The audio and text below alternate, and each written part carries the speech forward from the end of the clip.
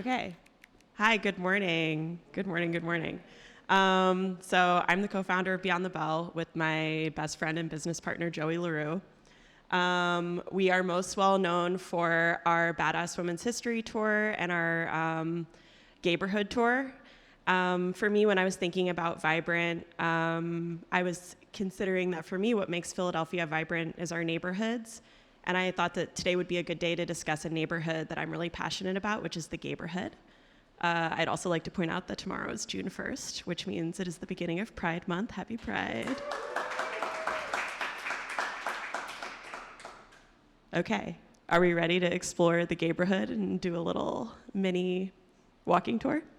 So here in Philadelphia, our Gayborhood is actually the only formalized Gayborhood in the entire country. This means that every other Gayborhood in the country, when you are thinking about it, you know that it's a Gayborhood through social knowledge. The Castro District, West Hollywood. Here in Philadelphia, you open up a city map, and what does it say? Gayborhood. Very exciting. And this is important for visibility and for preventing gentrification. When we're thinking about prominent LGBTQ pioneers, Barbara Gittings is somebody who comes to mind. Barbara Gittings stages the very first picket protest for LGBTQ rights in the entire country here in Philadelphia outside of the Liberty Bell on the 4th of July. Great, we love it. It's all the symbols. So she stages the annual reminder in 1965. This predates Stonewall by 4 years, and this protest was very curated. All the women are wearing dresses that end below their knees. Men are wearing suits and ties. And what they're saying is, look how hireable the queer community is, because they are specifically protesting employment discrimination. This is certainly respectability politics, but this is what she felt would move the needle at the time. So after Stonewall, she starts to go up to New York City to participate in Pride. And her next piece of activism, I like to say that she is monumentalized in Philadelphia in a few ways. There is a historical marker outside of where she lived on 20th and Locust, and Barbara Gittings' Way is in the Gayborhood, as well as this mural, which is outside of the William Way Center. Now, her next piece of activism is the declassification of homosexuality as a mental illness. She says nothing is going to change culturally or socially as long as doctors are still prescribing cures to people's sexuality. So she's a very Philly answer to this question. She's like, I know a guy at Temple University. And she gets this guy named John Fryer. Okay, creepy mask alert. She gets this guy named John Fryer to come out to the APA as Dr. Anonymous. So he comes out to the APA that year. And there's a Philly panel of activists in Texas. It's 1972. And he comes out and he says, I'm a gay man, and the symptoms that you see in your gay patients are not a result of their sexuality, but how people treat gay people. Of course, you see people from a marginalized community have mental health issues, right? And he comes out as Dr. Anonymous because he is coming out as mentally ill to the mental health community. And he comes out voice disguised and masked.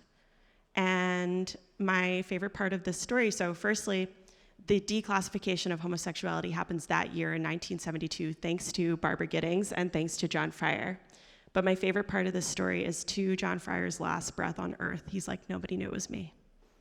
Voice disguised, masked, nobody knew it was me.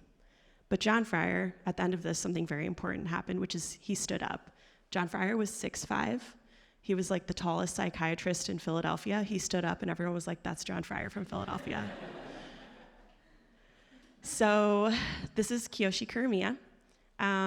When we were considering the annual reminder, I want you to think about the annual reminder being like the who's who of Philly activists. One of the activists who's at the annual reminder is Kiyoshi Kuromiya. Kiyoshi was born on a Japanese internment camp in Wyoming, and he comes to Philadelphia to attend Penn. And he gets a reputation at Penn for being a very provocative protester. So one day he tells everyone at Penn that he is going to burn a dog alive unless 1,000 people show up in front of Van Pelt Library. Thousands of people show up. And he stands before them and he says, hi everyone, thank you for saving the life of one dog. How about saving the life of thousands of people in Vietnam? And to this day, it's one of the largest anti-Vietnam protests that's ever taken place, and he tricked all those people into coming there. And there was never a dog, just so you know. So he gets this reputation for being this very provocative protester. He loved to travel the country. And whenever he was traveling the country with his friends, he would get denied service at restaurants. And whenever he got denied service, he was like, great. And he would go over the jukebox and he would play God Bless America 46 times until either they served him or they kicked him out. And I just love his activism of being like the most annoying person in the room, right? I am the youngest sibling, so I'm like, I see you. I feel you. He is not monumentalized in Philadelphia, but he is monumentalized on the Stonewall Wall of Fame. Kiyoshi was also a world-class Scrabble player, and I feel that that is very important for me to tell you as well. This is Gloria. When we're thinking about patron saints of the neighborhood, I feel strongly that Gloria is one of those people. So this mural is very important. As you all might know, that Philadelphia has the most commissioned murals out of any city in the world. I imagine everyone in this room knows this. So Gloria was born in Kensington. She goes on to Westchester, where she studies political science, and then she comes back to Philadelphia to participate in a long list of social action. You would get tired reading her Wikipedia page. That was the kind of woman she was. And so when she comes to Philadelphia after college, one of the things that she does is she takes this position, and she becomes the very first LGBTQ officer of affairs. This is kind of a big deal for an activist because she's been yelling with a bullhorn outside of City Hall for so many years. She says, I'm gonna go inside and work inside. So in that position, she passes the most comprehensive anti-discrimination laws in the state, which is a huge deal. It's very hard to get statewide legislation passed from a city office in Philadelphia. You may know that Philadelphia does not have the same politics as the state. And she does so many amazing things. Like I said, you would get tired reading her Wikipedia page, but this mural was very important. This mural was painted by Michelle Angelo Ortiz in South Philadelphia, and a very famous South Philly artist who I've heard has given Creative Morning talk before. And this mural was very important to the neighborhood. And in 12th Street Gym went out of business about 5 years ago, and it was purchased by a New York City developer. And it was purchased by a New York City developer. There was a big effort to preserve this mural. And when it was condemned by L&I, the people had come to terms with the fact that the mural was not going to continue to exist. So Michelle approached the developer and asked for the opportunity to preserve portions of this mural since it was not painted onto the wall but adhesed. And the developer was like, great, we love that, and then painted over in white over the mural, literally whitewashing a queer woman as well as a Latino woman off of the wall. This is the end of the relationship between mural artists Michelle Angelo Ortiz and the developer. The building has since been demolished, and these will be luxury apartments. So when I'm thinking about gentrification in the neighborhood, for me, this is really one of the prime examples. 12th Street Gym was an important community space with the important community leader depicted on the side.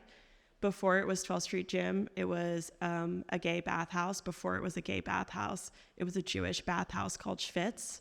And before it was a Jewish bathhouse, it was the home of an abolitionist. So we're thinking about a space in Philadelphia that has been part of so many different communities in Philadelphia. I feel like this is such a great example. I will tell you my one anecdote is that my Uncle Gary, who used to go to Schwitz, tells me that there was not crossover between Schwitz and the Kamak Baths, and I do not believe him. Gloria's story lives on very powerfully in the neighborhood. She is depicted in a variety of places throughout the city. There are temporary pieces of art as well as the Gloria Casara's residence, which is the only LGBTQ youth housing option in the entire state, as well as other pieces of art throughout the city. Okay, so these are the Red Rose Girls. The Red Rose Girls are a group of 3 women. They are all queer, and they were all in a relationship with each other, so this is now your throuple representation. The Red Rose Girls are called turn-of-the-century women, meaning they were fully educated in their fields and they pursued full-time careers. They all attended PAFA, and when they're attending PAFA, they find that they want to hang out with each other, but here in Philadelphia in the early 1900s, you cannot drink unaccompanied by a man. So they commute out to Villanova to drink at a bar called the Red Rose Inn. And their professor starts to call them the Red Rose Girls. So this is not what their peers are calling them, but they drink at this bar so frequently that their professor calls them the Red Rose Girls. If you can imagine somebody calling you like Dirty Franks, your professor, not your peer. This is the equivalent of that. So they had their studio very close by on 12th and Walnut. And the first one is Jessie Wilcox Smith. She's most well known for her children's book covers.